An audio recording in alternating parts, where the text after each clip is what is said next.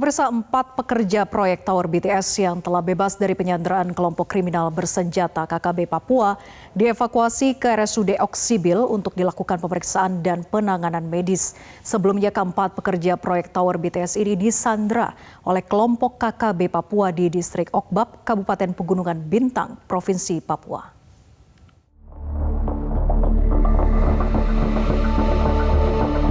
Evakuasi 4 pekerja proyek Tower BTS yang telah bebas dari penyanderaan kelompok kriminal bersenjata atau KKB Papua di distrik Okbab, Kabupaten Pegunungan Bintang melibatkan 50 personel gabungan dari Satgas Pamtas Statis RI PNG Yonif 143, Polres Pegunungan Bintang, pimpinan PT IBS, serta personil Operasi Damai Kartens 2023. Keempat korban dievakuasi ke RSUD Oksibil menggunakan pesawat PKRBP milik Tariku Aviation untuk dilakukan pemeriksaan dan penanganan medis. Dari 4 korban yang dievakuasi tersebut, 3 diantaranya dalam kondisi terluka akibat senjata tajam, sementara 1 pekerja lainnya tidak mengalami luka.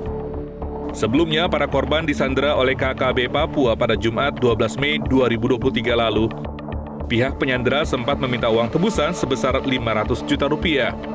Sebelumnya, Kapolda Papua, Irjen Pol Matius Fahiri mengatakan upaya penyelamatan 4 pekerja tower yang disandera dilakukan dengan melibatkan tokoh agama dan tokoh masyarakat di Kabupaten Pegunungan Bintang.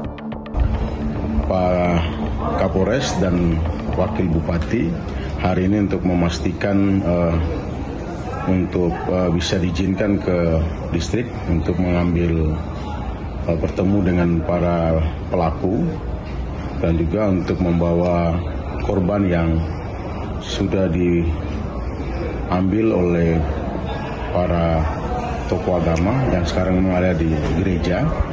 Mudah-mudahan nanti kalau sudah ada bisa diizinkan siang ini atau nanti sore itu bisa dijemput oleh Pak Wakil Bupati dan asisten untuk dibawa ke Oksibil.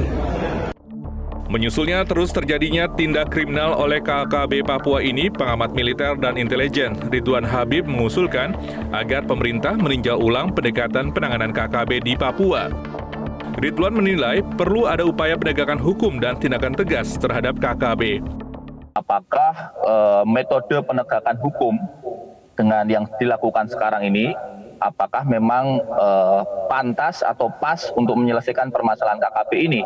Jangan-jangan kita perlu melakukan metodologi lain untuk menyelesaikan problem yang terus berulang ini. Tidak hanya sekarang ya, beberapa waktu yang lalu juga ada penyanderaan terhadap pegawai tower, bahkan ada penembakan terhadap pekerja Istaka Karya, pembunuhan terhadap BUMN yang sedang melakukan pembangunan jalan. Jadi saya kira pemerintah pusat Jakarta tentu saja bisa berkomunikasi dengan pemerintah Provinsi Papua maupun Papua Barat untuk merumuskan satu tindakan lain gitu ya, yang lebih, saya kira harus lebih tegas supaya hal-hal seperti ini tidak terulang kembali. Di saat pemerintah tengah menguatkan pendekatan yang humanis, kelompok KKB Papua justru kerap menebar teror hingga sangat meresahkan masyarakat. Sebelumnya, KKB juga menyandera pilot Susi Air Philip Mark Mertens yang hingga kini tidak kunjung dibebaskan. Tim Liputan Metro TV.